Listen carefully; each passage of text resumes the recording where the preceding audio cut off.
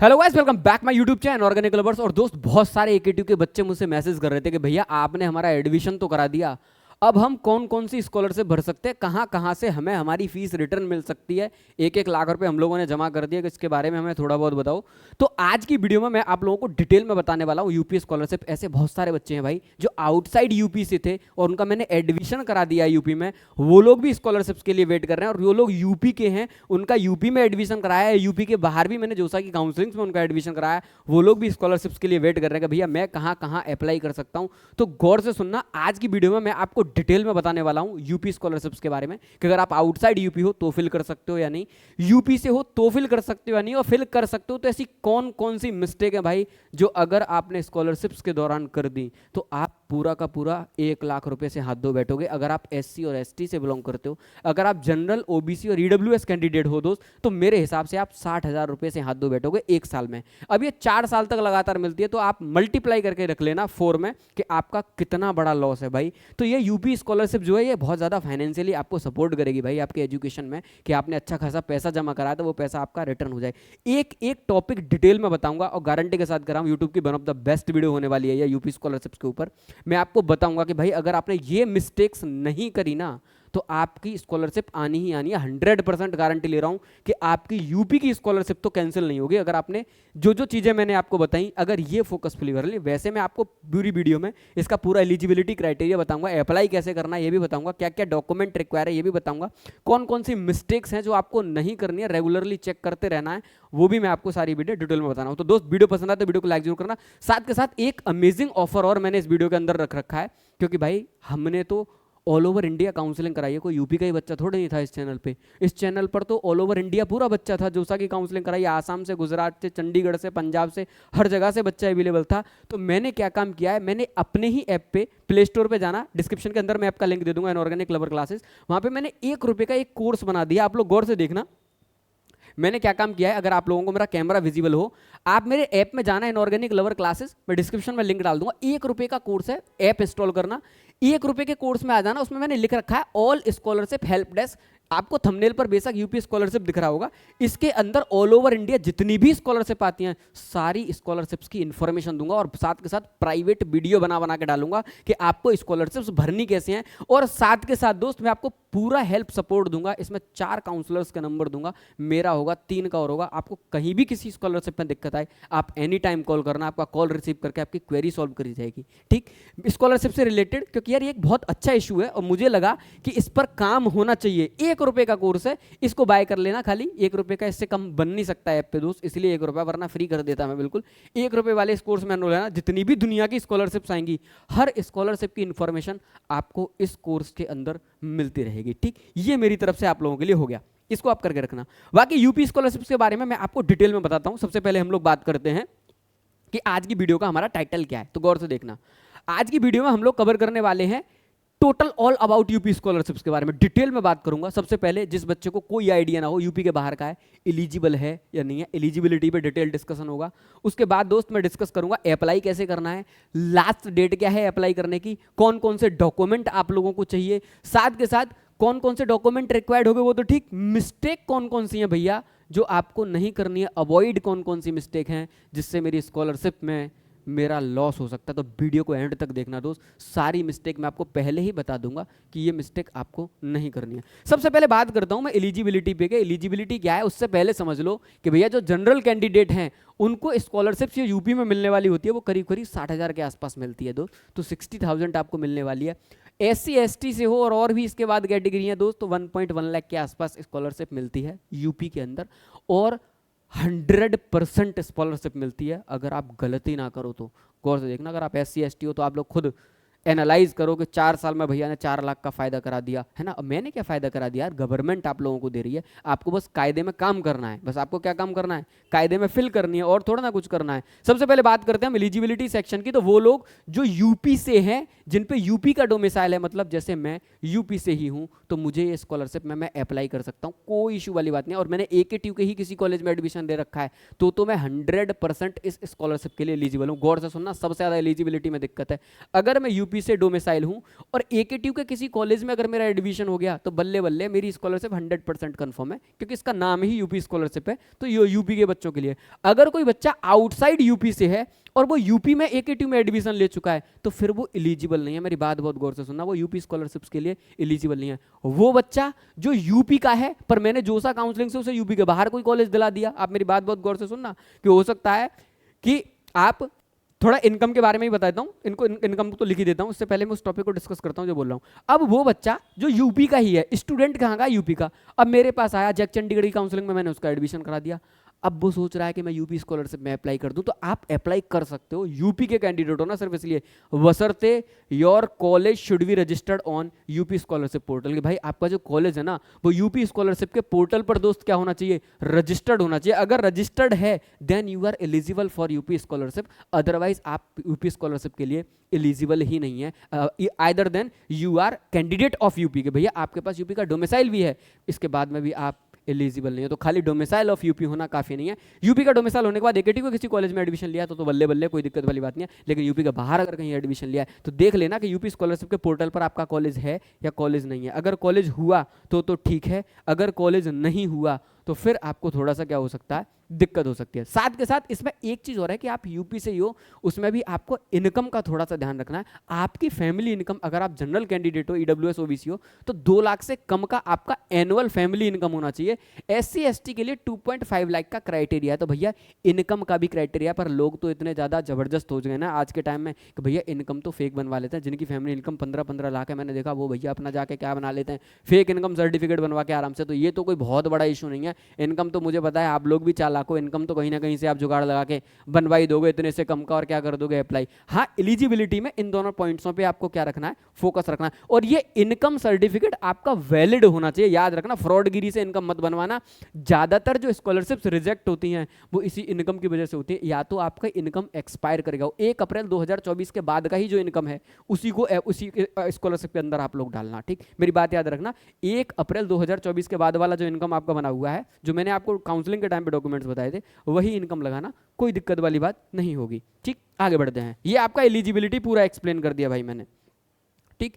इसके बाद में अगली बात करते हैं कि भैया अप्लाई कैसे करना है। स्टेप बाय स्टेप पोर्टल पे मैं अभी आपको बता दूंगा, अप्लाई करना कोई बड़ी बात नहीं, ठीक। केवल क्वेरीज आएंगी, मतलब एंट्रीज आएंगी, फिल करते जाओ, ठीक। इससे आगे के टॉपिक डिस्कस कर लेता हूं। एक बार पोर्टल पे मैं आपको डिटेल में दिखा दूंगा अभी कि अप्लाई कैसे करना है, आप लोगों को टेंशन मत लेना।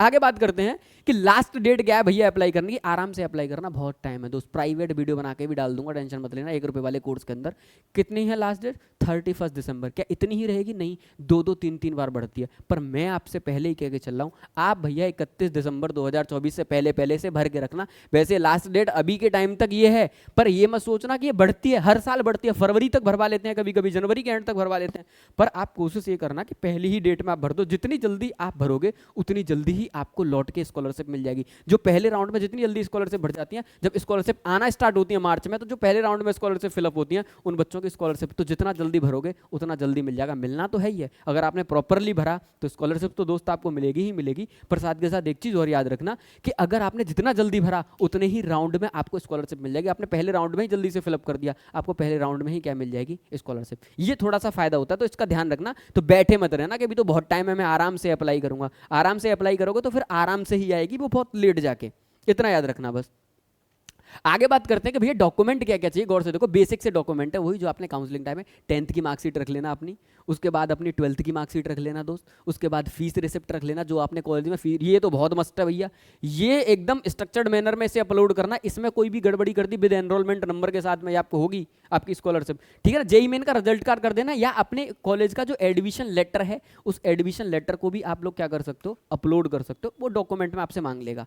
उसके बाद आप अपना इनकम, बहुत जरूरी है दोस्त, इनकम बड़ा प्रॉपर अपलोड करना। एक तो जो मैंने बता दिया, जनरल से हो और ओबीसी से हो और ईडब्ल्यूएस से हो, 2 लाख से कम का ही इनकम अपलोड करना। एससी एसटी वाले हो तो 2.5 लाख से कम का इनकम अपलोड करना। साथ के साथ इनकम की डेट का बहुत ध्यान रखना, 1 अप्रैल 2024 के बाद वाला ही इनकम अपलोड करना, उससे पहले वाला करना। इनकम अगर आपने गड़बड़ कर दिया तो आपकी स्कॉलरशिप रिजेक्ट हो जाएगी, ये भी एक मेजर इशू है, ठीक है, नहीं, याद रखना।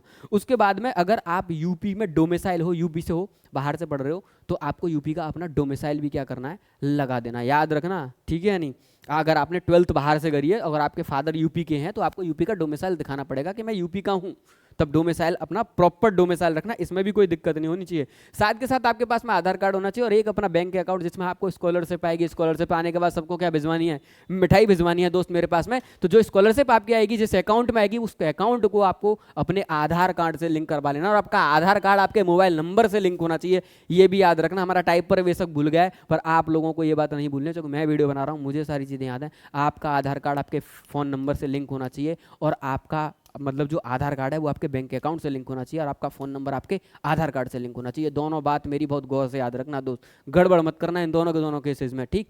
साथ के साथ अब भैया उस पर भी बता दो, गैप सर्टिफिकेट अगर आपका कोई गैप है तो गैप सर्टिफिकेट को भी अपलोड कर देना। साथ के साथ मेरी बात बहुत याद रखना, वो लोग कहते हैं भैया वो बताओ वो मिस्टेक कौन कौन सी है जो हमें अवॉइड करनी है पूरी स्कॉलरशिप के दौरान ताकि हमारी स्कॉलरशिप प्रॉपर आती रहे। मैं आपको बताऊंगा दोस्त कहाँ कहाँ स्कॉलरशिप रिजेक्ट होती है।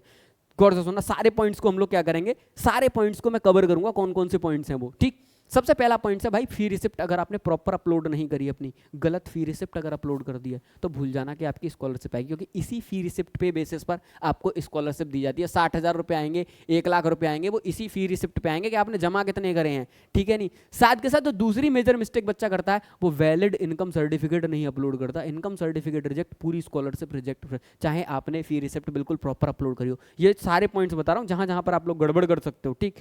तीसरा जो मेजर पॉइंट है वो है डोमिसाइल की डेट का। बेटा यूपी का डोमिसाइल बनवा रहे हो ना, थोड़ा सोच समझ के बनवाना। यूपी के डोमिसाइल की डेट और प्रॉपर डोमिसाइल बनवाना, इधर उधर का फर्जी मत बनवा लेना। डोमिसाइल की वजह से भी आपकी स्कॉलरशिप क्या कर दी जाएगी, रिजेक्ट कर दी जाएगी। साथ के साथ वो बच्चे जिनके इनमें से कोई भी डॉक्यूमेंट रिजेक्ट हो जाते हैं, रिजेक्ट होने के बाद में भी एक प्रॉपर टाइम पीरियड होता है कि आप जाके अपने डिस्ट्रिक्ट में जाके कहीं पर जाके चेक करा लो, डिस्ट्रिक्ट में DSW में जाके, ठीक है, अपने कॉलेज पे चेक करा लो। अब बच्चा जाता ही नहीं है, उसके लिए आपको प्रॉपरली अपनी स्कॉलरशिप का स्टेटस चेक करते रहना है। अब ये स्टेटस कैसे चेक करना है ये मैं आपको बता दूंगा, ठीक है ना। ये मैं आपको अभी साइड पे दिखा दूंगा कि स्कॉलरशिप भरने के बाद में आपको कैसे पोर्टल पे जाके अपना स्टेटस क्या करना, चेक करना। साथ के साथ जब भी आप स्कॉलरशिप अपनी भरवाओ, अपने कॉलेज वालों को कह देना भैया अपने जो DSW सेक्शन होता है हर कॉलेज के अंदर कि भैया मेरे डॉक्यूमेंट प्रॉपरली वेरीफाइड करके ही डिस्ट्रिक्ट में भेजना, ठीक है नहीं। आपने बिना वेरीफाइड करके अगर मेरे डॉक्यूमेंट वगैरह भेज दिए तो मेरी स्कॉलरशिप रिजेक्ट हुई। कॉलेज वालों की गलती की वजह से भी लाखों बच्चों के दोस्त स्कॉलरशिप्स रुक जाती हैं। ये ऐसा हमेशा होता है, ऐसा नहीं कि आपकी ही मिस्टेक की वजह से केवल आपकी स्कॉलरशिप जाएगी, आपके कॉलेज की मिस्टेक की वजह से भी आपकी स्कॉलरशिप जाती है। उसके लिए एक स्मार्ट बच्चा क्या करता है, टाइम टू टाइम अपना स्टेटस चेक करता रहता है और स्टेटस में दिखा देता है कि document is not verified from your college. तो अगर कॉलेज से ही वेरीफाइड नहीं तो आप जाके कॉलेज वालों को पिन करना कि भाई डॉक्यूमेंट वेरीफाई क्यों नहीं करे, पोर्टल पे अभी तक दिखा रहा है मैं कब का जमा करके गया हूँ। तो आपको क्या करना है, स्कॉलरशिप भरनी है, उसका प्रिंट निकालना है, प्रिंट निकाल के सारे डॉक्यूमेंट्स पे अपने कॉलेज में जाके मतलब जहां जहां सिग्नेचर करने को बोले वहां सिग्नेचर करवा के प्रॉपर जाके DSW में दे के आना, जमा करके आना और फिर अपना क्या करना, प्रॉपरली चेक करते रहना।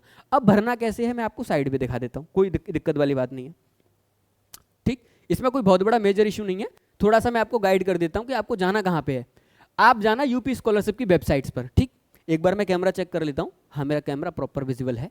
इसके बाद स्टूडेंट सेक्शन में जाना, स्टूडेंट सेक्शन के बाद रजिस्ट्रेशन में जाना। अब आप जिस भी कैटेगरी से हैं भाई, OBC से हैं तो OBC वाले भरना, SC ST जनरल वाले हैं तो देखो यहाँ से भर लेना, और अगर आप लोग माइनॉरिटी कैटेगरी में हैं तो आप लोग यहाँ से भरना। अब मेरे पास जितने भी कैंडिडेट हैं हमारे चैनल के टच में जो भी हैं, देखो थोड़ा सा कैमरा अपना ब्लर कर गया, मैं थोड़ा सा सही कर देता हूँ इसे, एक सेकेंड देना मुझे।